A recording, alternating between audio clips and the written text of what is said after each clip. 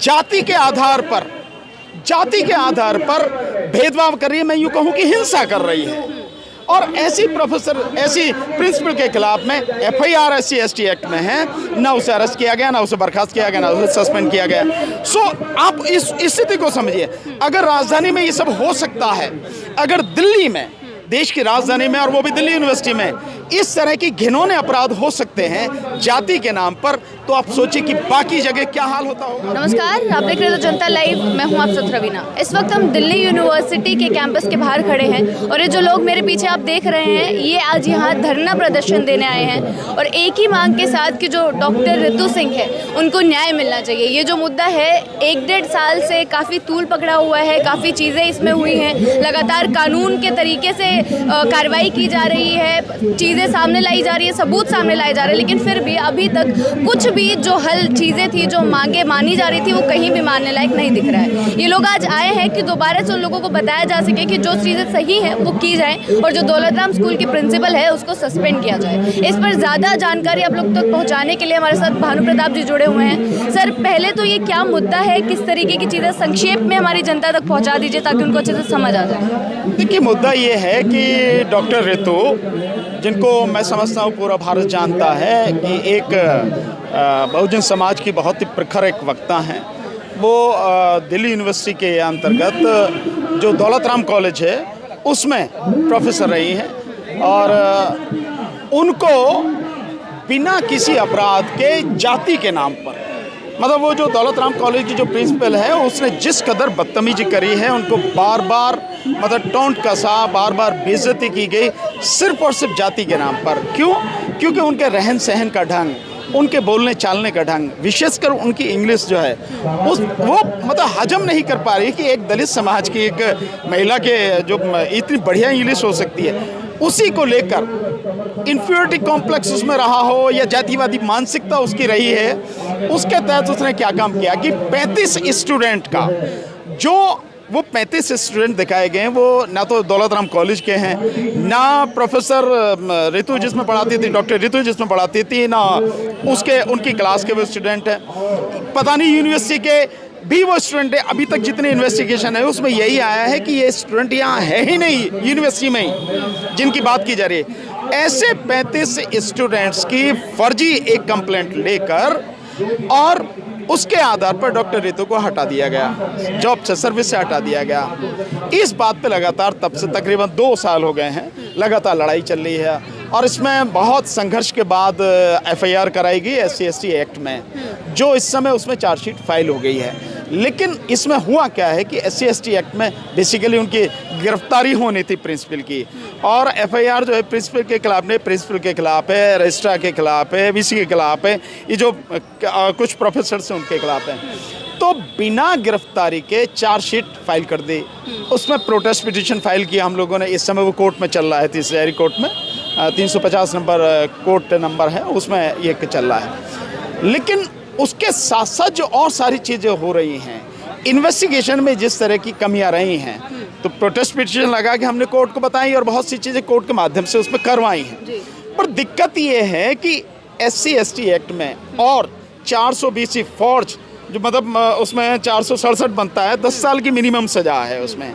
ऐसे केसेस में इन्वॉल्व होने के बावजूद भी ना तो उसे अरेस्ट किया गया और ना ही उसको सस्पेंड किया गया, वो अभी भी अपने पद पर बनी हुई है। अगर इसको हम दूसरी तरफ देखते हैं तो प्रोफेसर रतनलाल जी जो हिंदू कॉलेज में हैं, प्रोफेसर रतनलाल जी डिज़र्व करते हैं, एलिजिबल हैं कि उनको प्रोफेसर बनाया जाए, उन्होंने कहा भी। लेकिन उनको इस आधार पर प्रोफेसर नहीं बनाया गया कि आपके खिलाफ एफआईआर है।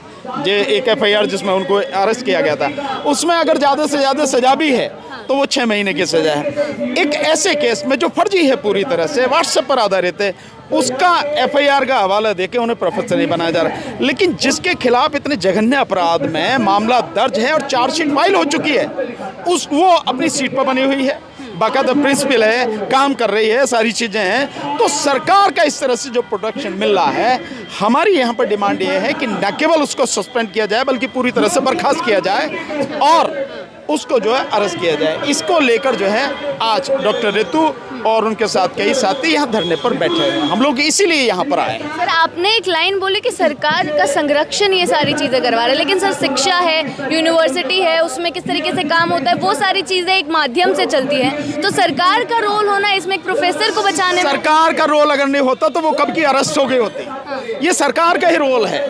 ये रोल है प्रधानमंत्री का, ये रोल है गृह मंत्री का, ये रोल है एजुकेशन मिनिस्टर का, ये रोल है आरएसएस का। और ये पूरी जो लॉबी है जो यहाँ इस सबको कंट्रोल कर रही है और जो चला रही है, ये सब उनका है।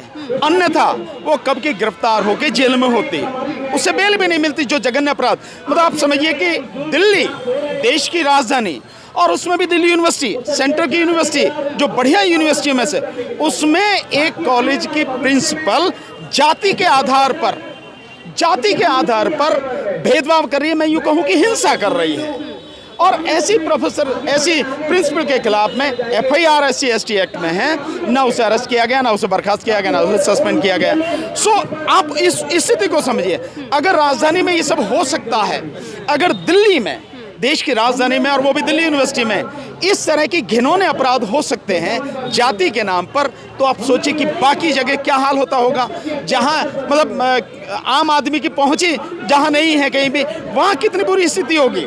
जो गांव में लगातार ये सब होते हैं, शहरों में लगातार होते हैं, जो दबे कुचले लोग हैं, शोषित पीड़ित लोग हैं, उनके साथ जो लगातार हो रहा है, वहाँ कितनी बुरी स्थिति होगी, इसका आकलन आप कीजिए। तो सर, आप लोग लगातार, आपने भी बताया कि 2 साल से ये सब कुछ चालू है, सारी चीज़ें, कभी कानूनी लड़ाई, कभी FIR, कभी सारी चीज़ें। तो आज भी आप धरना दे रहे हैं, काफ़ी टाइम पहले से धरने देते रहे हैं, प्रेस कॉन्फ्रेंस होती रही है, लेकिन क्या मामला कुछ आगे बढ़ा है? क्या कोई सुनवाई की मांग दिख रही है, उम्मीद दिख रही है थोड़ी सी भी? नहीं, देखिए, क्योंकि मामला इस समय जो है चार्जशीट फाइल हो गए, वहाँ लीगल तरीके से जो हम लड़ रहे हैं, लेकिन इनको सस्पेंड करना, इनको बर्खास्त करना, ये किसके हाथ में है? ये तो VC के हाथ में है, एजुकेशन मिनिस्टर, इन सब के हाथ में है।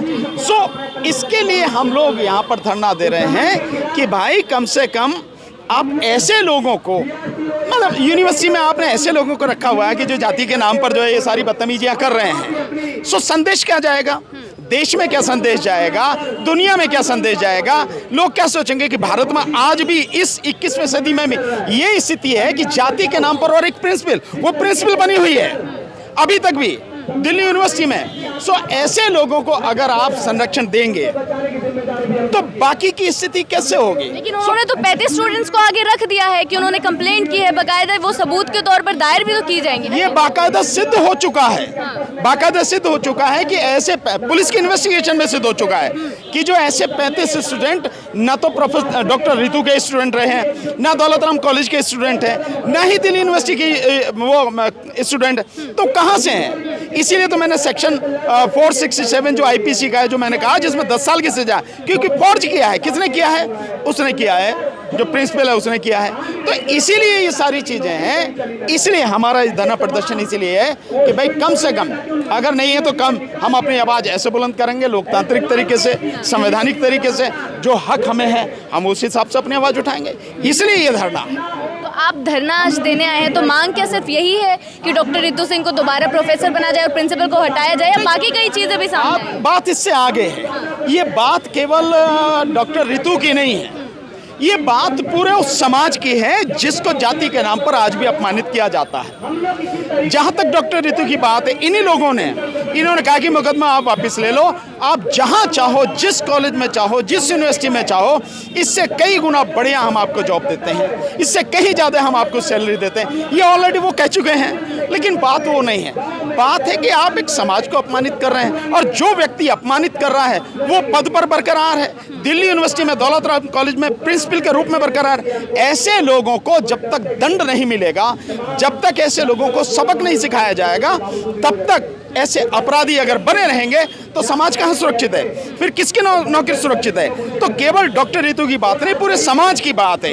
ये लड़ाई डॉक्टर रितु के लिए नहीं है सांकेतिक रूप से डॉक्टर रितु सामने है, और लड़ाई पूरे समाज की है। इसलिए क्योंकि अगर यहाँ पर भी ये सब कुछ बर्दाश्त किया गया और इस सब का विरोध नहीं किया गया और इसमें सफलता नहीं पाएगी तो कहीं और आपको सफलता मिलेगी, तो भूल ही जाइए आप। इसलिए है ये लड़ाई। मतलब ये धरने जो लगातार 2 साल से जारी हैं वो इसी तरफ संकेत दे रहे हैं कि अगर ऐसी चीज़ें दोबारा कहीं होती हैं या इस प्रकार की चीज़ें कहीं और से भी सामने आती हैं तो ऐसे ही धरने दिए जाएंगे और सड़कों पर उतरा जाएगा। निश्चित रूप से भाई विरोध किया जाएगा। बात देखिए, आप किसी व्यक्ति के साथ कोई अपराध कर रहे हो तो मान ले एक पल को आदमी सोच भी लेता, माफ भी कर सकता है। और जितने इन्होंने ऑफर दिए हैं, मतलब हजारों बार इन्होंने ऑफर दिया है कि भाई एक से एक बढ़िया आप पोस्ट ले लीजिए, बढ़िया से बढ़िया आपको सैलरी, उससे कई गुना आपको सैलरी दे देंगे, जिस यूनिवर्सिटी जिस कॉलेज में कहो आप वहाँ आपको दे देंगे। अगर व्यक्ति समाज का मान सम्मान लेके संघर्ष करने वाला नहीं होता, समाज के प्रति ईमानदार नहीं होता, तो जितने भी सारी चीज़ें कही गई हैं कोई भी लेकर अपना आराम से जो है मौज लेता। लेकिन डॉक्टर रितु ने वो स्वीकार नहीं किया।